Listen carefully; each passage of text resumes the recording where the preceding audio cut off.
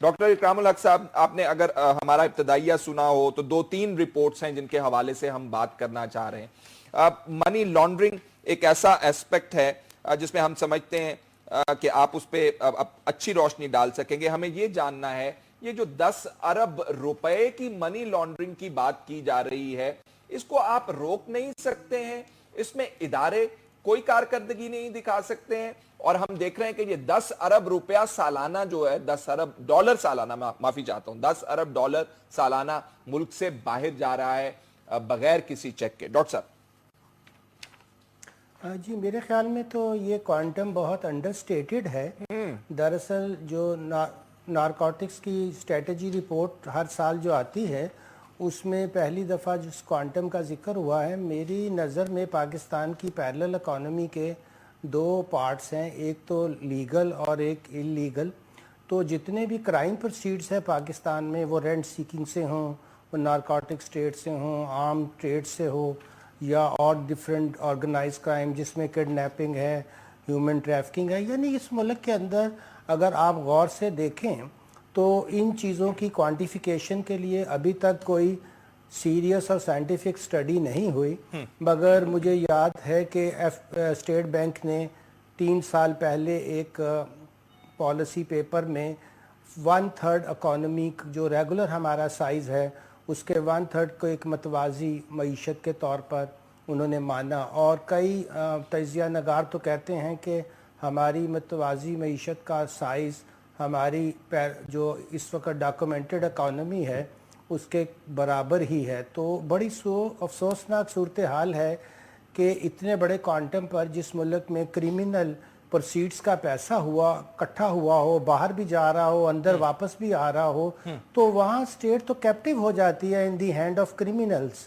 اور پھر جس طرح کی انلیگیلٹیز، ٹیکس بچانا، یہ تو ہر ایک کا ڈاکٹر صاحب مشغلہ ہے. نارکوٹکس کا آپ نے ذکر کیا. نارکوٹکس یا منشیات ایک ایسا موضوع ہے جو عام طور پر میڈیا کی نظر سے بھی غائب رہتا ہے، اور آپ کہہ رہے ہیں کہ بڑی اکانومی ہے، پیرالل اکانومی میں کنٹریبیوٹ کرتا ہے نارکوٹکس کا پیسہ. یہ کیا روٹ ہے؟ افغانستان سے چلتا ہے، پاکستان آتا ہے، آگے چلا جاتا ہے، اور یہاں پہ کسی قسم کی روک تھام نہیں کی جاتی ہے؟ جی دیکھیں، جو اینٹی نارکوٹک فورس ہے اس کی بجٹ دیکھیں، اس کا سائز دیکھیں، اس کے مقابلے میں جو ہمارے یہاں پہ اتنے بڑے بڑے ڈرگ مافیاز ہیں جو لوکل مارکیٹ میں، اب تو اسکولوں کالجوں میں آپ نے سنا ہوگا بچوں تک سپلائی، اور اسلام آباد میں اس کے بارے میں وہ بڑی عجیب و غریب قسم کی رپورٹ تھی جس کا آپ ذکر کر رہے ہیں کہ اسکولوں کے اندر 40% کا فگر تھا یا کچھ 60% کا. اوورویلمنگ، مائنڈ باگلنگ قسم کا ذکر تھا جو بچوں کے حوالے سے، منشیات کے حوالے سے آپ بات کر رہے ہیں، ان کو دی جا رہی تھی. تو ہماری لوکل کنزمپشن بھی بہت ہائی ہے، جو سے آپ سوچئے کتنی جو ہے وہ کریمنل پروسیڈز کٹھی ہوتی ہیں. پھر ہم کراس بارڈر ایسی جگہ پہ ہیں جہاں سے چاروں طرف جاتا ہے. یعنی کہ ہمارے روٹ سے آپ حیران ہوں گے کہ ایسٹ پنجاب کو بہت بڑی ڈرگز کی سپلائی ہوتی ہے.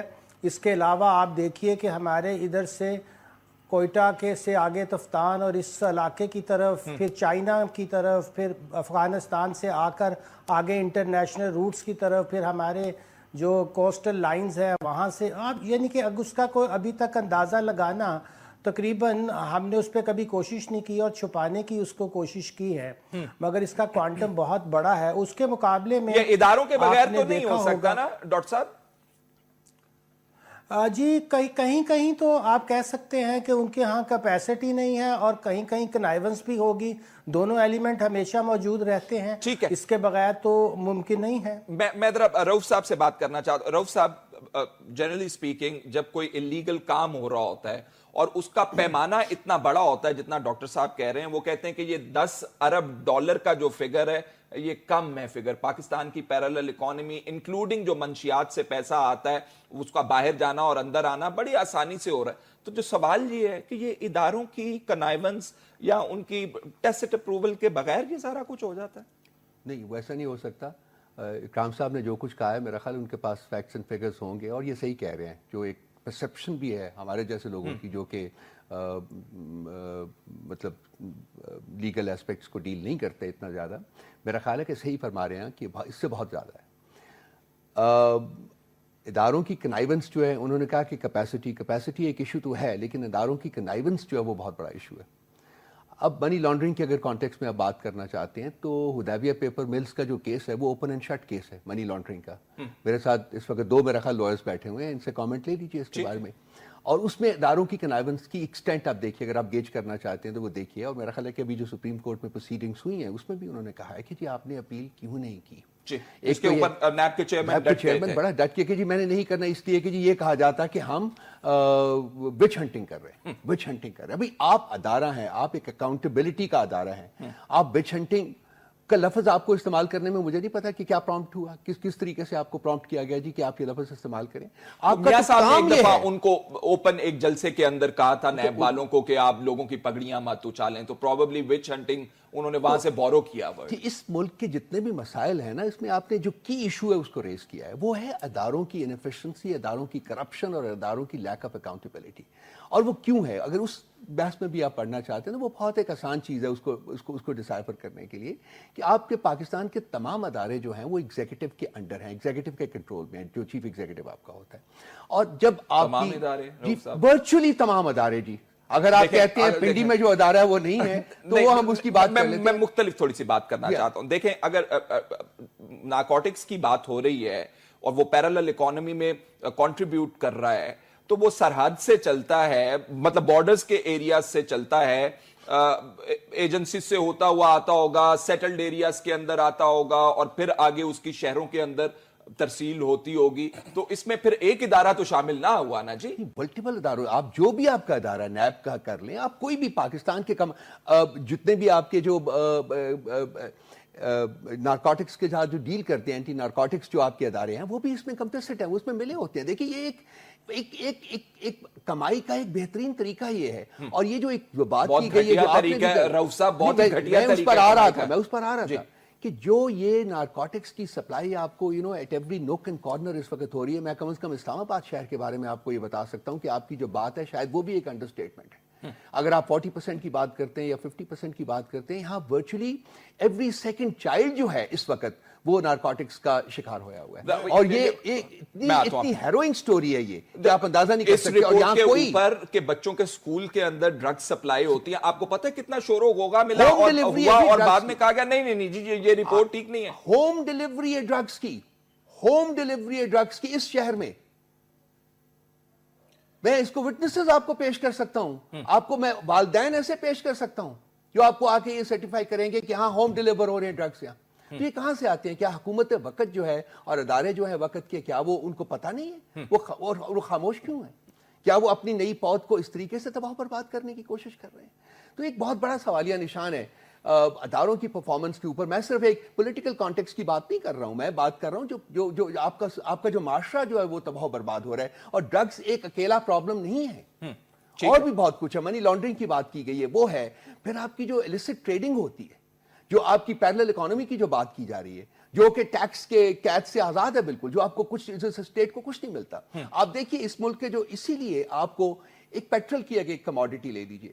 پیٹرول اس وقت ایک اندازے کے مطابق, آپ میرے 2 دوست بھی بیٹھے ہوئے ہیں, ان کی بھی آپ آراء لے لیں اس کے اوپر, تقریباً 46 روپے کا بکنا چاہیے پاکستان میں, جو کہ آپ کی نارمل آپ کی حکومت کی ڈیوٹیز ہیں, سارا کچھ ملانے کے بعد 46 روپے کے. اس وقت تقریباً 76 روپے کا بک رہا ہے. کیا یہ کرپشن کی انتہا نہیں ہے؟ اور وہ اسٹیٹ لیول کے اوپر, گورنمنٹ لیول کے اوپر, کہ آپ اپنے ان لوگوں کا جو کہ جن کے لیے ایک لیٹر خریدنا جو ہے وہ ایک عذاب ہے, اور آپ ان کو آپ نے پیٹرول کی قیمت تقریباً آپ دوگنا کر کے بیچ رہے ہیں.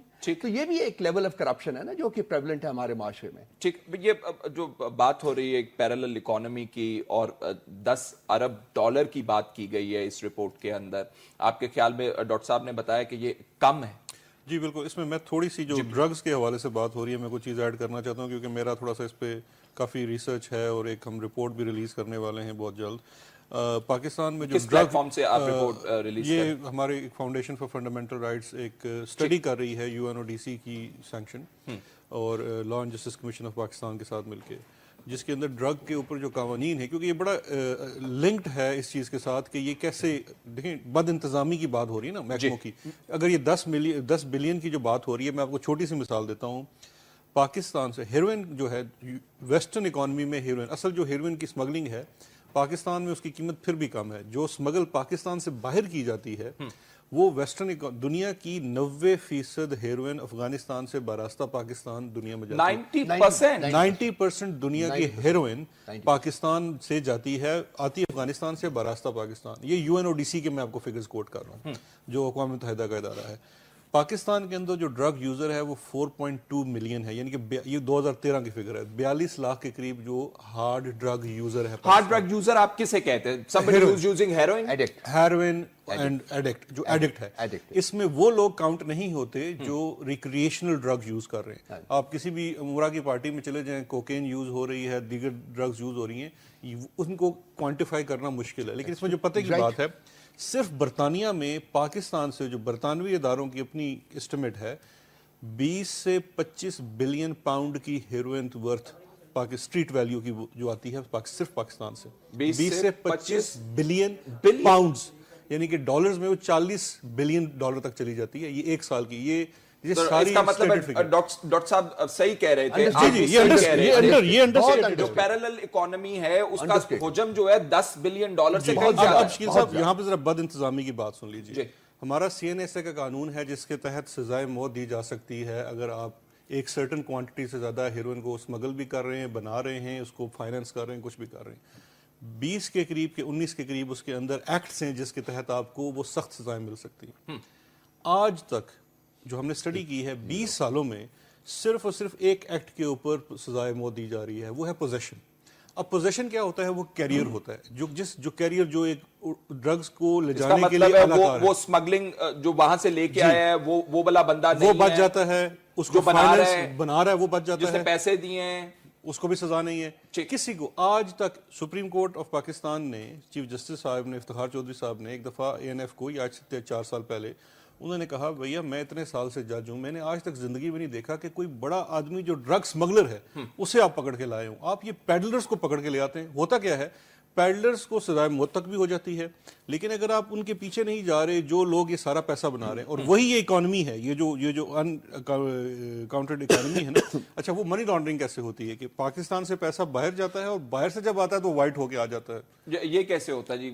دیکھیے پاکستان سے پیسہ ہمارے میں تو نہ باہر بھیجنے کی سکت ہے. دیکھیے ابھی FIA کی اپنی رپورٹ کے مطابق خانانی انکالیہ نے بلینز آف ڈالرز جو ہیں وہ لانڈر کیا. ٹھیک ہے, وہ اسی آلٹرنیٹ جاوید کالیا وہ جنہوں نے خودکشی کر لی, آسٹینسبلی وہ خودکشی تھی. وہ والا پیسہ جو بلیک کمایا جاتا ہے پاکستان میں اس قسم کی ٹریڈ کے ساتھ, جب اچھا پاکستان کا قانون ہے, دنیا کے اس قانون میں کوئی حرج نہیں, دنیا کے مختلف ممالک میں اپنی اکانومی کو بہتر کرنے کے لیے کہ اگر آپ باہر سے پیسہ لا رہے ہیں تو آپ سے سوال نہیں کیا جاتا کہ آپ کہاں سے لائے ہیں, انلیس اینڈ انٹل باہر کی انویسٹیگیٹنگ ایجنسی آئے. تو جب یہی والا پیسہ گھما کے ریسائیکل ہو کے پاکستان آتا ہے تو پھر یہ بہت اچھا پیسہ ہے, پھر وہ حاجی صاحب ہوتے ہیں, وہ پھر بڑے بڑے عہدوں پہ بھی جاتے ہیں.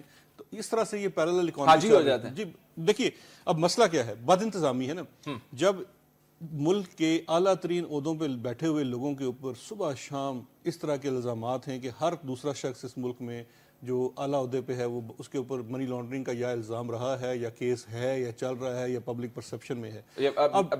اب یہ آپ figure this might be inflated, ہر دوسرے تیسرے آدمی کے خلاف. دیکھیے اگر آپ پچھلے 10 سال کے حکمران دیکھ لیجئے, آصف علی زرداری صاحب کے اوپر منی لانڈرنگ کے کیسز, نواز شریف صاحب کے اوپر منی لانڈرنگ کے کیسز, یہ تو 10 سال میں ہو گئے نا. اس کے بعد اگر آپ نیچے ان کے وزراء کے اوپر بھی چلے جائیں, منی لانڈرنگ, نیب کے کیسز, نیب کے موسٹلی کیسز منی لانڈرنگ کے ہیں, تو ان تمام کیسز کا کیا مطلب ہے؟ اس کا مطلب پتہ ہے یہ مطلب نہیں ہے کہ جس کے پاس پیسہ ہے وہ سارا اس نے حکومت میں ہے تو وہ سارے ایسے ہیں. بات یہ ہے کہ ٹرکل ڈاؤن ایفیکٹ ہوتا ہے کسی بھی ریفارم کا.